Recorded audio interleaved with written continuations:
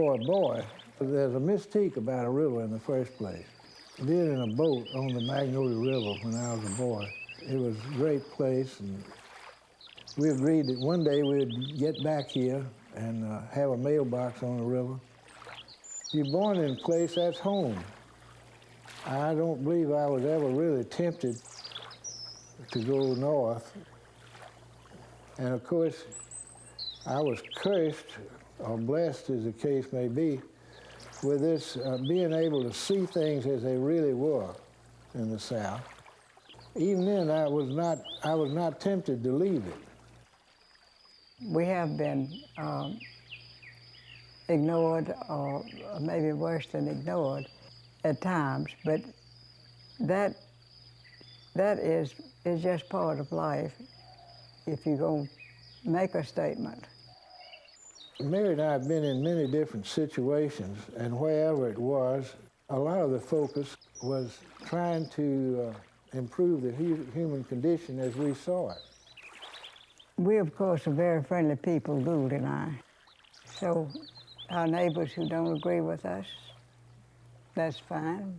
But of course, we get involved wherever we are. The nature of Mary and Gould.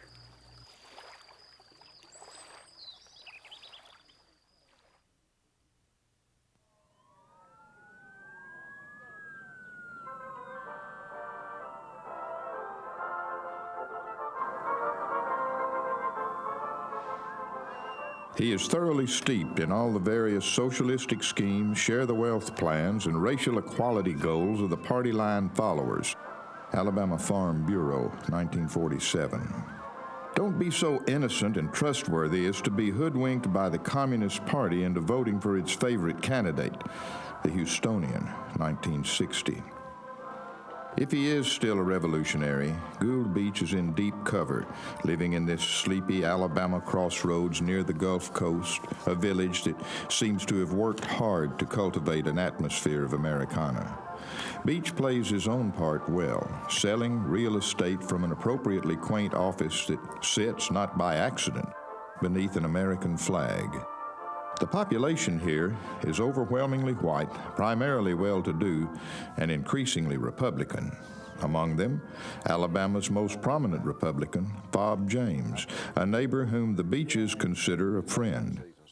But more characteristically, their political allegiances lie with the opposition, because so does their political heritage. They supported Jim Folsom in 1994 over issues akin to those that his father had stressed when Gould Beech was his speechwriter, issues which 50 years ago made Beech himself a figure of controversy, if not contempt, in these halls. It was here, in Montgomery, where he developed that reputation as an editorial writer under a Pulitzer Prize-winning editor, and later as a publisher of his own paper with one of the most notable and notorious progressives in the New Deal.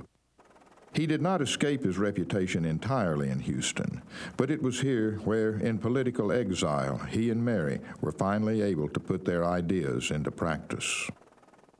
We were able to make more progress there than we could ever make here. You know, it's fun to see these old pictures. Yeah, it is. But by the 1970s, they were ready to come home, to finish where they had begun.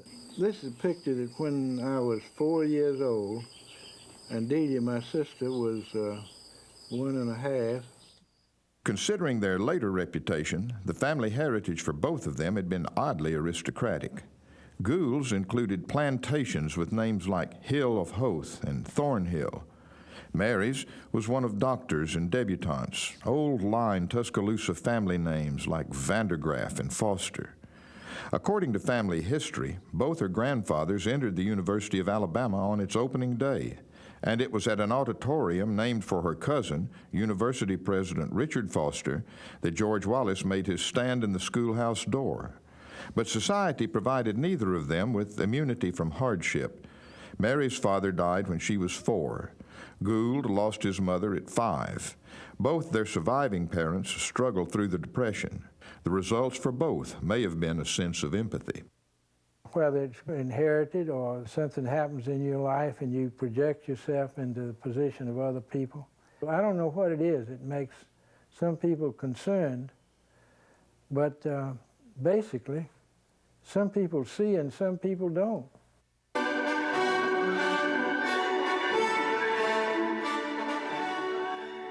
Early on, that empathy collided with traditional Southern attitudes about race. Mary recalls the first release of the film Birth of a Nation and being shocked by the violence of the Ku Klux Klan. But the violence was real. Lynching reached a peak in the 20s, and she remembers seeing the bodies of 2 such victims publicly displayed in Tuscaloosa. They were young men, too, and I never quite forgot why they were there and what had happened to them. My daddy was violently, outspokenly opposed to the Ku Klux Klan. And I remember on occasion that his life was threatened. He was fond of saying things like, you'd have to be really stupid to pay $26.50 for a sheet with 2 holes in it.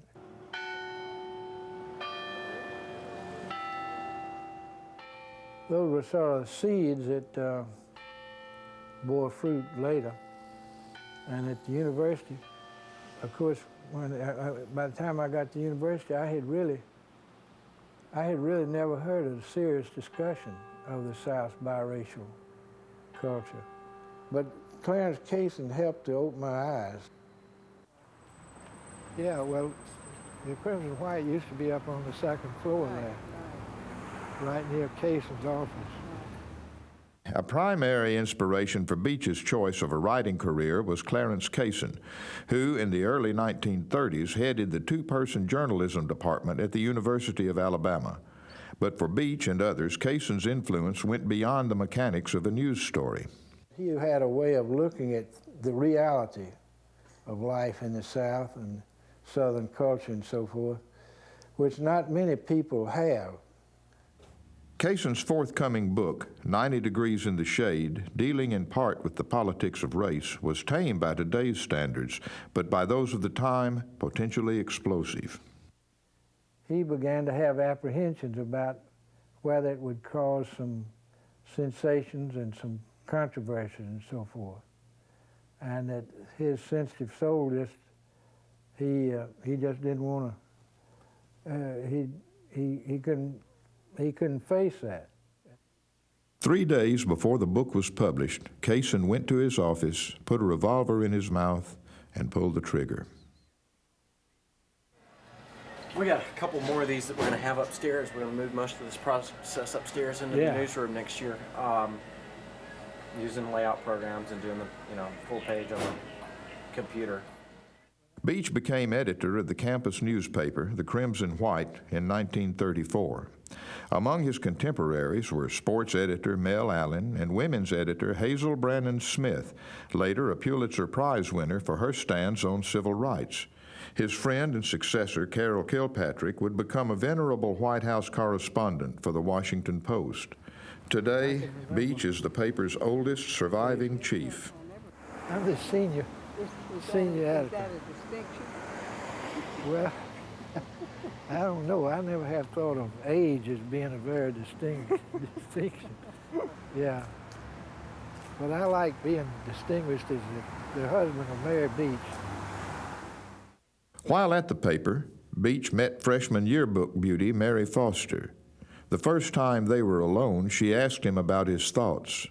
He was thinking, he said, about getting out, getting a job, and marrying her. 3 years later, thought became reality.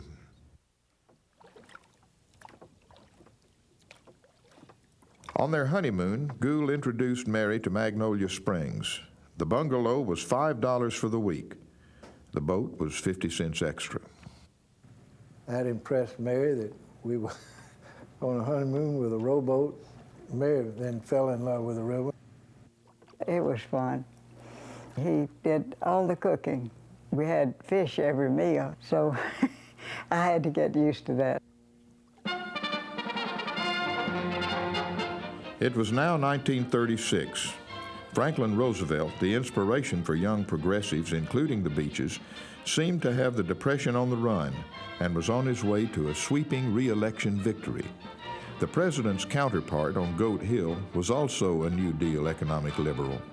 But Bibb Graves was also supported by Southern rural populists who thought that increasing urbanization and immigration were a threat to traditional Anglo-Saxon values. Not a few of them belonged to the Klan, and Graves did not refuse that endorsement. A few blocks away sat the Montgomery Advertiser and its editor, Grover Hall. Hall represented the economic establishment and was suspicious of both Roosevelt and Graves, but he hated political demagoguery, religious bigotry, and above all, the Klan. His anti-Klan editorials had won him a Pulitzer Prize. Now he had a new editorial writer named Gould Beech. Over the next 7 years, Beech continued and expanded the tradition, preaching reason and racial tolerance. Hall gave him as free a rein as could be expected for a mainstream paper, and sometimes shared the resulting bad reviews in good humor. And he said, Gould, one of my friends said, who's that keeps writing those anti-lynching editorials up there? And Grove said, I told him, my young assistant. He said, well, is he a communist? Hark the sound of Tar Heel voices. The University of North Carolina was more favorably impressed when Beech spent a year there as a Rosenwald Fellow, studying under pioneering sociologist Howard Odum. Odum, in his book Southern Regions, was among the first to objectively document poverty over racial heritage as a barrier to personal achievement. It was a time of transformation, later to be described as an intoxicating period in work, friendships, and ideas. The ideas included the political philosophies of Thoreau, Gandhi, and later Martin Luther King. It also marked the Beeches' entry into a small elite club, what might be called the Alabama liberal intelligentsia. Among their friends were fellow members Lister Hill, Hugo Black, Clifford and Virginia Durr, and George Washington Carver. Beech later visited Carver at his Tuskegee lab. Among their discussions was the fact that Carver, though frequently invited to address white gatherings, was invariably served his meal backstage. And I said, well, how did you feel about that? He said, well, my mind was on the message I had. But he said, it always was a little mystery because, after all, we were not going to eat each other. These experiences, along with his own study and writing, convinced Beech that the South's answer was for blacks and poor whites to work together, that the earlier defeat of populism had been at the hands of the greatest enemy of all. The terrible waste of racial prejudice and bigotry and its misuse in politics, which is just the most tragic aspect of life in Alabama. This film will deal with Act One of the Nazi bid for world power, the most fantastic play in all recorded history. All too applicable on a worldwide stage, that attitude soon became ammunition in the war against the Aryan master race. Frank Capra's Why We Fight films were part of this war of words. Gould Beech headed the orientation division of the same Pentagon department, writing troop discussion guides with titles including Prejudice, Roadblock to Progress. While in Washington, Beech formed a friendship with another member of the club, Birmingham native Aubrey Williams. The director of Roosevelt's National Youth Administration, Williams was one of the nation's most articulate and outspoken advocates for blacks and the poor. Liberal by the standards of any region, in the 1940s he publicly declared that segregation was the central evil of Southern society. In return, his opponents blocked his nomination to head the Rural Electrification Administration and labeled him an atheist, a communist, a nigger lover, and the most dangerous man in America. Williams and Beech went into business together. At war's end, they formed a partnership to rescue a decrepit Montgomery farm journal and turn it into a vehicle for class-based political consciousness. My idea that the Southern farmer, which was sustained by patent medicine advertising and was completely free, had no reason other than to be completely free to say anything.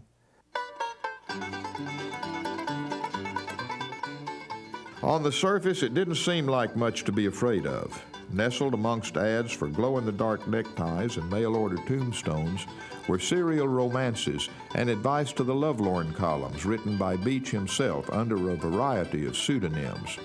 But in its news coverage and editorial pages, the paper's message was clear, that big business and big agriculture had more than their share of political power and benefits, that it served their immediate interests to limit democracy and opportunity, and that one of the most effective tools to divide and conquer was race.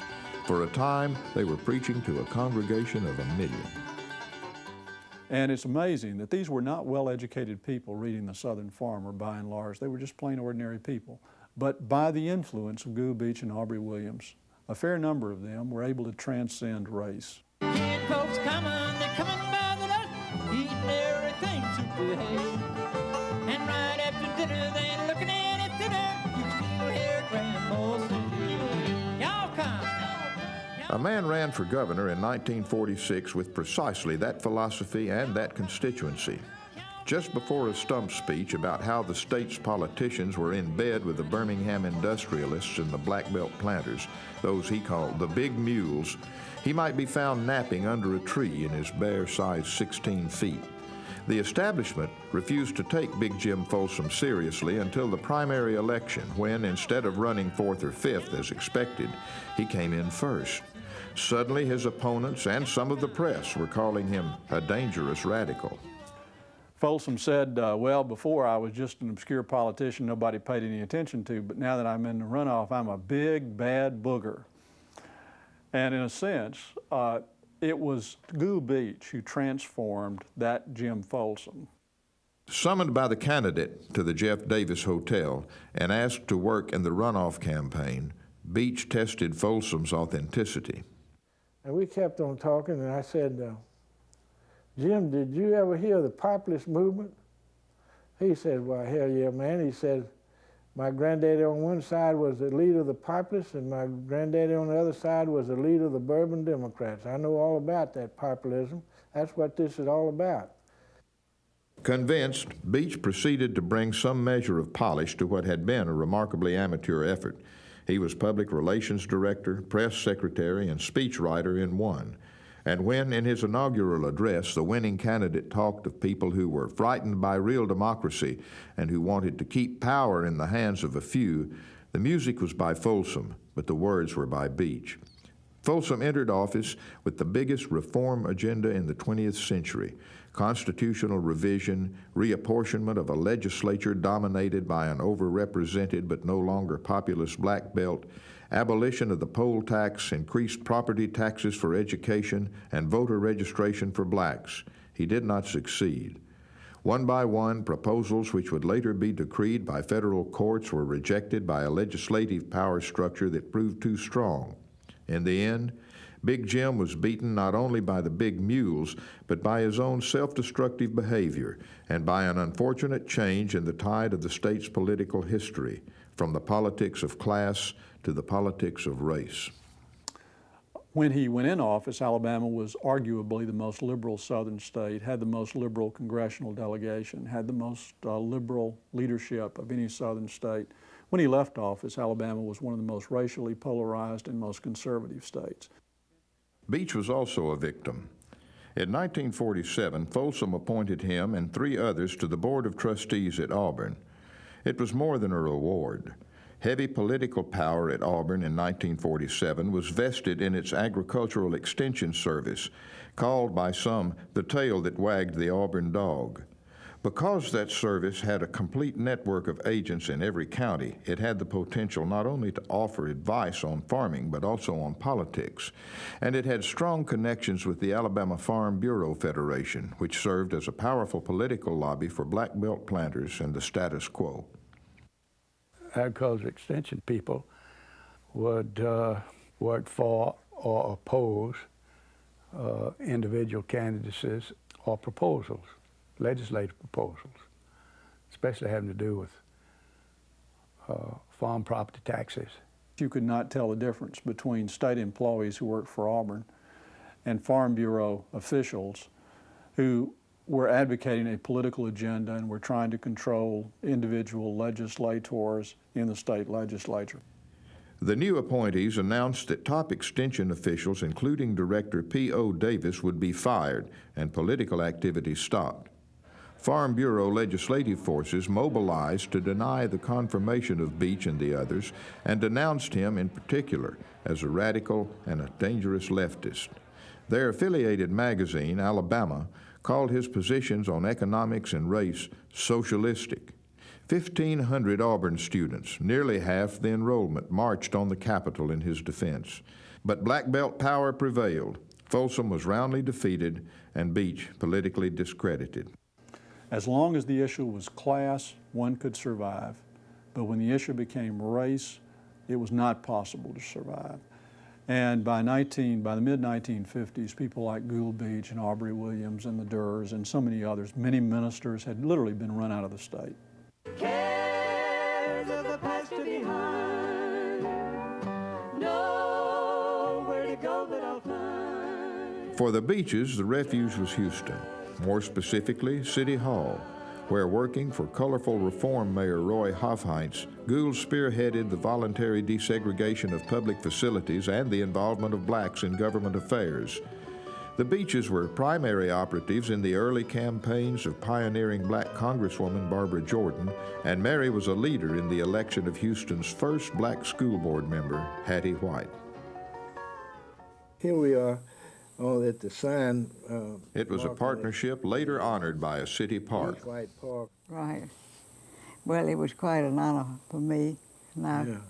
Well, that happened 16 years after we had left Houston. Mm-hmm. The exile was ended in 1972 and a more tranquil life begun. Supported now by their real estate earnings during the oil boom, it has been a happy mix of business and pleasure. A year of teaching at Foley High, the development of a local subdivision, gardening, writing, and visits with the two adopted children, as well as with the remaining members of the old club. By virtue of the authority vested in me by the Board of Trustees of the University of Alabama, I confer upon you, Virginia Foster Durr, the degree Doctor of Humane Letters. For many, once reviled, history has now begun to vindicate and even venerate. I don't criticize so much Alabama politicians in the 1930s and 40s for being racist, because the whole culture and society from which they came was racist. On the other hand, I do think people are really worthy of praise who grew up in that same society, grew up in that same culture, and yet transcended race. When you find that happening, you just have to stand off and say, how amazing, how wonderful. It can be terribly slow, but nevertheless, things happen every day that 40 or 50 years ago I wouldn't have dreamed it could happen in my lifetime. Here was a prophet. Here was a person who had a vision of the future, not shared by his own time. Here's a man who advocated all the things that have made us a better and a just society in our time. And that's the measure of Gould Beech. I've got a sample ballot here. It's a Democratic ballot. And the struggle continues for the goals yet unaccomplished: education reform, tax reform, constitutional revision. This is a gathering to discuss enlightened issues. Political rallies for candidates who support them. Against the rising tide of Republican strength among their neighbors and beyond, dyed-in-the-wool Democrats with a yellow dog to prove it. All right, Trumpet. Rita McNabb sent you that. Clinton sent you that. Al Gore sent you that. Bush sent you that. What do you think about that? In all my life, I always felt that everything I was for would benefit the members of the Chamber of Commerce, you know. But it required some element of imagination to look ahead. My neighbors here, who may believe like they did then, they're nice people, but they don't have vision. They don't have a vision of possibilities. They don't see what this state could become. There are some who are running who feel that everything is okay. But we don't feel that everything is okay. There's more to be done.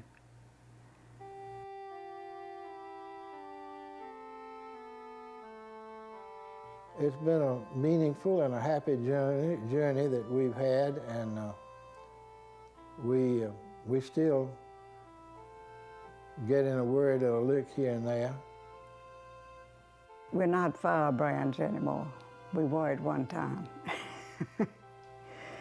But now we hope that we'll live a quiet life that is purposeful. I think that we've realized that every person has something good in them and something to give. We try to see that part of it and try not to have conflict all the time.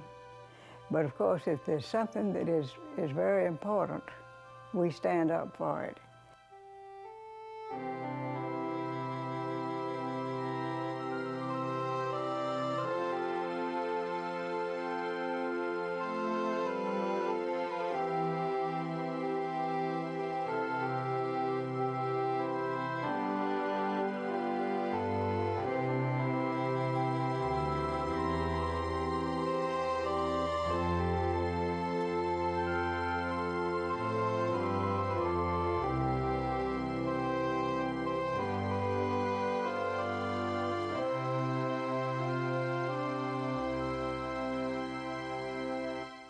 For a videotape of this program, send a check or money order for $25 to the University of Alabama Center for Public Television, P.O. Box 87,000, Tuscaloosa, Alabama 35487. Or use your Visa, Discover, or MasterCard by calling 1-800-463-8825.